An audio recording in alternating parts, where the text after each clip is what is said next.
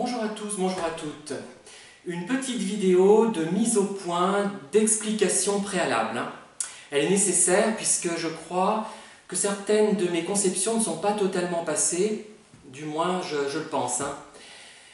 Mais comme on me l'a appris en psycho, c'est la nécessité de répéter l'information pour qu'elle soit comprise, pour qu'elle soit mémorisée. On appelle ça le rehearsal. Enfin, la nécessité de répéter, répéter, répéter. Certains se plaignent de ne pas avoir de mémoire. En fait, en rabâchant les choses, on acquiert cette mémoire et on retient les choses. Voilà. Moi, c'est comme ça que je procédais, ça fonctionnait très bien. Du moins, quand je n'étais pas trop stressé. C'est ça qui m'a été préjudiciable dans mes études et dans ma vie en général, et qui en même temps a été une source de créativité. Donc, je ne sais pas s'il faut me blâmer moi-même de ce travers ou au contraire m'en féliciter, je l'ignore. Puisqu'actuellement, si je n'avais pas eu cette particularité d'être, on va dire, un peu plus sensible que la majorité des gens, je serais quelqu'un de profondément ennuyeux et j'aurais un emploi bien payé et je ne me poserai aucune question et je ne laisserai aucune trace, alors que là j'ai quand même bientôt 47 volumes à la Bibliothèque nationale de France. Bon, voilà. Mais ça, c'est autre chose. Alors, déjà, je reviens sur une notion, la notion de doute. Je le répète une dernière fois. Non, je rigole. Je voulais jouer au Louis de Funès un peu sévère, mais je ne vais pas le faire à la Louis de Funès. Je vous dis et redis, de toute façon, je vous l'ai déjà expliqué, que le doute est nécessaire dans toute recherche, dans toute réflexion. Quelqu'un qui ne doute pas, je le répète pour bien que ça soit compris, n'a aucune chance de créer quoi que ce soit d'intéressant. À mon avis, du moins c'est ma conception. Il ne peut pas, par exemple, faire de recherche. C'est impossible, c'est impossible. S'il doute trop, il ne mettra rien en œuvre non plus. Donc ce n'est pas non plus idéal de trop douter. Mais on ne peut pas s'en empêcher après. Donc, le doute pour moi est une preuve d'intelligence, au moins moyenne, que je possède, puisque je doute. Mais je doute dans des limites raisonnables, parce que si je doutais vraiment, je ne publierais rien, je ne ferais aucune vidéo, et finalement, je n'aurais rien produit depuis ma naissance. Voilà. Donc, nécessité de douter, de remettre en question ce que l'on fait, ce que l'on pense, pas totalement, mais chaque jour, on se modifie, puisqu'on subit et on reçoit, parce que subit c'est un peu négatif, l'influence de son milieu, c'est-à-dire des autres, de nos contemporains, du paysage, des fleurs, de la musique, de nos lectures. Voilà. Donc c'est normal de douter, ce n'est pas négatif, et manquer de confiance en soi, si c'est effectivement associé au doute, eh ben c'est très bien. Il faut manquer un peu de confiance en soi. Pas beaucoup, enfin il ne faut pas trop en manquer, mais il faut en manquer un peu. Voilà. Alors, deux choses aussi. Il y a la méthode expérimentale en psychologie. Cette méthode tend à essayer de donner une validation à des phénomènes, une validation scientifique, sachant qu'en psychologie, il y a plus de biais expérimentaux qu'ailleurs, que dans d'autres disciplines du moins. Je ne connais pas tous les protocoles expérimentaux des autres disciplines, mais la psychologie, c'est plus difficile d'isoler des variables. Voilà. Mais c'est une idée pour essayer, non pas de rigidifier la psychologie, mais de valider différentes hypothèses. Voilà. Une hypothèse, c'est une réponse à une question qu'on se pose. Par exemple, est-ce que les pervers narcissiques sont des homosexuels refoulés? Voilà l'hypothèse générale. Après, on décline des hypothèses opérationnelles.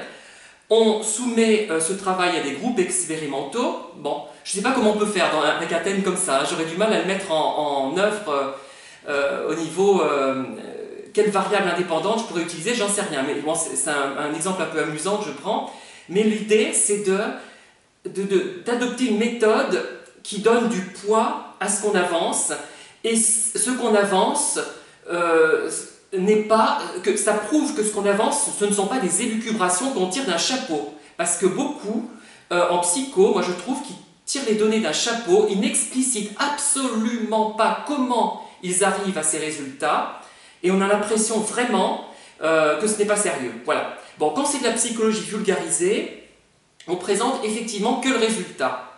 Mais il faut toujours vous demander, ça je le répéterai jamais assez, comment la personne est arrivée à ces résultats, avec quelle méthodologie, voilà, avec quel outil, avec quelle technique, par quels moyens. Et c'est essentiel, c'est essentiel. Il faut toujours se poser la question. Il ne faut jamais prendre les choses pour argent comptant, sauf dans le cas d'émissions peut-être de vulgarisation, où on n'a pas le temps de s'apesantir sur tout ça, ou alors quand on a besoin d'agir vite, dans l'urgence, et là on peut effectivement peut-être, et encore ce n'est pas une bonne idée d'agir dans l'urgence souvent, se passer de tous ces détails. Par exemple, moi quand je lis un ouvrage historique, fût-il de vulgarisation, je regarde la bibliographie. Je regarde si la personne s'est documentée à partir d'archives, s'il a relu d'autres ouvrages simplement. Ça peut être un ouvrage de l'histoire, ça peut être une synthèse, une revue de questions, on appelle ça. Une revue de questions sur une thématique. Par exemple, en psychologie, on peut faire une revue de questions sur la théorie de la dissonance cognitive. J'en ferai peut-être une d'ailleurs, parce que c'est important, c'est un thème important. Hein. Une revue de questions, c'est de faire le point sur tout ce qui a été fait, toutes les études qui ont été menées, tous les livres qui ont été publiés sur une thématique, et d'en faire la synthèse. Il n'y a pas vraiment de recherche, c'est pas une recherche, c'est une synthèse. On ne va rien inventer, c'est-à-dire qu'on ne va pas proposer une autre idée qui aurait jailli de nos lectures, vous voyez, qu'on va ensuite tester par une expérimentation. Non, voilà, une revue de questions. Et là, j'en ferai peut-être une, parce que ça, je suis capable de le faire largement, et je pense être très bon pour faire ça. Alors qu'une expérimentation, j'ai toujours eu du mal à trouver des variables vraiment indépendantes. J'ai toujours eu des difficultés, hein, voilà. Bon, d'ailleurs, j'ai pris un exemple assez grotesque avec, en mettant un thème comme la perversion narcissique en psychologie expérimentale. Je ne sais pas si c'est possible, hein, je n'y ai pas réfléchi, je ne sais pas. Faut vous adresser à des gens plus compétents que moi, sur ce sujet du moins. Alors, il y a cette méthode expérimentale d'un côté. Il y a ensuite la méthode de l'observation. Il y a des domaines où on ne peut pas faire autrement. Hein, voilà. Et il y a aussi, comment dire, ce qu'on appelle l'intuition qui résulte de nos expériences. Alors j'ai développé d'un côté que l'intuition, il fallait s'y fier, elle était utile puisque c'était le résultat de notre vécu, de notre expérience tout au long de notre vie. Et il n'en restait que le résultat. Malheureux, c'est pour ça que ça paraît pas sérieux. Hein. Comme les travaux dont on ne précise pas comment ils ont été obtenus, ils ne paraissent pas sérieux du coup. Voilà. Et alors, dans certains cas, je dirais, quand on est face à une situation d'urgence, on ne réfléchit pas, on se fie à son intuition dans un premier temps pour se sauver. Si on voit un tigre dans la rue, on ne va pas s'amuser à se dire « Tiens, je vais monter une expérimentation avec hypothèse générale, hypothèse opérationnelle, variable indépendante, variable invoquée, groupes expérimentaux, groupes témoins, traitement statistique des données, pour arriver à la conclusion que le tigre est dangereux ou pas. » Voilà. Non, bien sûr, vous voyez ce que je veux dire? Mais il y a des cas où il faut se poser la question et réfléchir à tête reposée avant de dire « Ah ben celui-là c'est un pervers ». Non. Alors déjà, il y a un biais que beaucoup commettent, même des gens scientifiques, d'esprit scientifique, hein, et moi aussi, le biais de confirmation d'hypothèses. Alors, on pense que, moi je pense que M. Remord est un pervers narcissique. Bon. Qu'est-ce que j'ai fait? Je suis tombé dans le biais de confirmation d'hypothèse. J'ai relevé tous les éléments qui allaient dans le sens de cette perversion narcissique. Après coup, j'ai essayé de me dire, mais non, il n'est pas pervers narcissique. Une fois que je m'en suis éloigné quand même, je me suis protégé d'abord, attention, hein, on se protège d'abord. Et je réfléchis aux éléments qui pourraient disqualifier cette conception que j'ai élaborée en pêchant, en faisant le biais de confirmation d'hypothèses. Retenez bien ça et cherchez ça dans la littérature, sur le net, pour avoir plus d'infos là-dessus. Eh bien, comment dire, J'ai trouvé quelques éléments, j'ai réfléchi à cette question et je ne suis pas arrivé à la conclusion qu'il n'était pas pervers. Je suis pratiquement sûr qu'il l'est maintenant. Voilà. Mais normalement, évidemment, quand on est avec un mari, avec une épouse, on ne va pas se poser toutes ces questions si on est en danger psychologique grave ou si on est en danger physique grave. Mais si on connaît des gens par le biais des relations amicales, on peut se permettre de faire cette réflexion et en évitant de tomber dans ce biais de confirmation d'hypothèse qui nous amène à penser que beaucoup de gens sont des pervers narcissiques alors qu'ils ne le sont pas. Voilà. Il ne faut pas tomber non plus dans l'excès inverse et s'auto-persuader qu'il ne l'est pas parce que ça nous arrange. Donc il faut vraiment, c'est vraiment une réflexion complexe. Il faut hésiter, il faut douter dans la vie. On ne peut pas, il faut pas douter. Si, dans un cas, il ne faut pas douter quand on est en danger. Quand on se sent en danger, on ne doute pas, on se fie à son instinct. Une fois qu'on est un peu préservé de tout ça, ou quand on est face à des situations où le danger est quand même moindre, on réfléchit posément, on doute, on doute, on doute, on doute. Voilà. Ah, mais tout de même, j'espère avoir fait passer cette idée ce matin. C'est important pour moi, c'est ça qui est le plus important, c'est la structure de la pensée qui est importante. C'est pas tellement ce qu'on met dedans. Ce qu'on met dedans, après c'est facile. Une fois qu'on a à peu près une trame, on peut mettre n'importe quel contenu. Voilà. Qu'est-ce que je voulais dire d'autre? Alors, je suis de plus en plus irrité contre des vidéos que je peux voir, que je peux entendre, où les gens pensent à notre place. Ça, c'est insupportable. Ne pensez pas à notre place, messieurs, mesdames. Pourquoi? Parce que ça ne sert à rien. Il faut que la personne s'imprègne d'un sujet et qu'elle tire elle-même les conséquences, comme je l'ai démontré dans ma précédente vidéo. Et même si vous êtes face à un public peu cultivé, il est bien de faire en sorte que la personne tire elle-même les conclusions de votre discours. Le mieux, donc, c'est de prendre, je pense, une argumentation bilatérale. Voilà, argumentation bilatérale, le pour, le contre, thèse, antithèse, vous voyez, comme on faisait en classe jusqu'en terminale, enfin jusqu'en première. Voilà. Mais, alors moi, vraiment, et je suis, même si je suis tombé un peu dans ce piège, hein, je suis tombé un peu dans ce piège, puisque, vous voyez, pour que mes vidéos séduisent plus, j'ai enlevé mes lunettes, parce qu'on voit mieux mes yeux, parce que j'ai tout petits yeux sans mes lunettes, avec mes lunettes, je veux dire, on voit pas mes yeux. Donc j'ai envie, en fait, aussi de séduire. Je sais que si j'étais franchement hideux, ça serait plus difficile de regarder mes vidéos. Hein.